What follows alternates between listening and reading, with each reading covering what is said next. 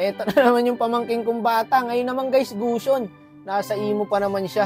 Pinapractice niya kasi ngayon tong hero na to guys. Naku Toy, kilala tayo ng kalaban. Huwag mo kayo pahiya ah. Boss, good afternoon po. Eto na, tingin nga Toy. Papakitaan doon niya ang mag-Gusion guys. Tingnan natin kung paano kumombo. Putik na, marunong pa sa akin to eh. Galing oh. Damn! Talagang manang-mana ka sa tito mo. Kombuhan pa lang. Tingnan nyo dito, niretry yung haya. Ang lupit na mindset ng pamangking ko. Para hindi makaretry yung kalaban, retryhin mo yung kalaban. Ganun katindi ang pamangking kong bata. Yan, tama yan Toy, maging simple ka lang. Huwag yung maraming arte. Grabe nga naman talaga oh. Ang lakas oh. Oh my God. Share ko lang po isang linggo pa lang pong nagugusion tong pamangking kong bata. Nagulat ako sa galawan niya talaga guys. Isipin mo, umaga na natulog. Kakagusion. Grabe mag-grind to pre, may potential to. Maging dark system. Galing oh.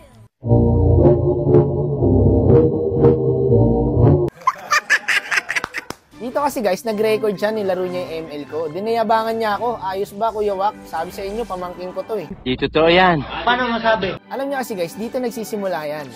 Kung wala akong gagawin, hindi makikilala tong pamangking kong bata. Kaya kailangan, i-post ko to. Guys, 1 million views na po. Yung 2 content ko sa kanya. Yung isa nga yata pa 2 million views na guys. Eto, pan 3 million views to. Isang linggo pa rin nagugusion. Ganito na kagad ang laruan. Ganda daw ng combo, sabi ng Eudora. Tapos dito pinakitaan niya may kayabangan din eh. Wala eh. Tito mo ba naman si Wakno eh. Lagi kong bilin sa kanya guys, huwag kang mayabang. Huwag kang papatol sa trash talk.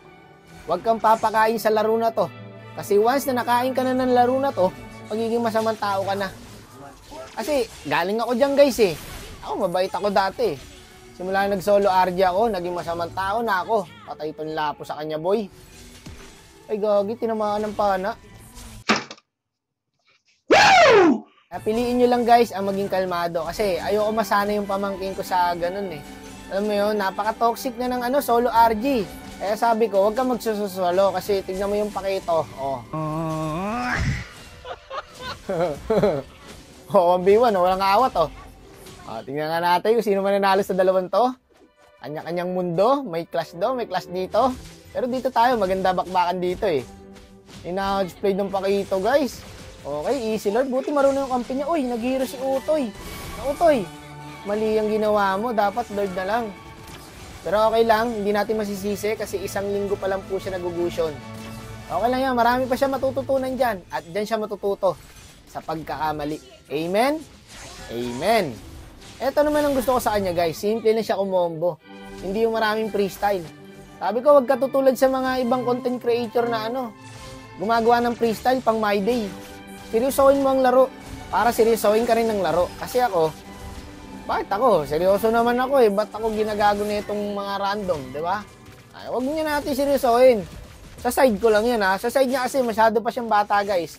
Okay, marami pa siyang dapat i-explore. Marami pa siyang dapat i-observe sa laro na to. Ako, dito na ako tumanda sa ML eh.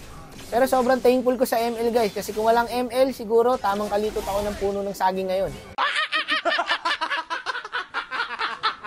Pawang mga professional lang po ang mga kagets nun. Okay, wag nyo nang alamin. Kasi hindi po makakabuti sa inyo. Okay, mabalik tayo sa pamangkin ko. And eto na guys. Gusto nyo makita, di ba? Face reveal ka mo eh. Eto, papakita ko na sa inyo. Para matapos na kayo, matigil na kayo. Para maniwala na kayo na pamangking ko talaga to. Eto na. Ready na kayo? Eto po ang pamangking kong bata. Tarantado.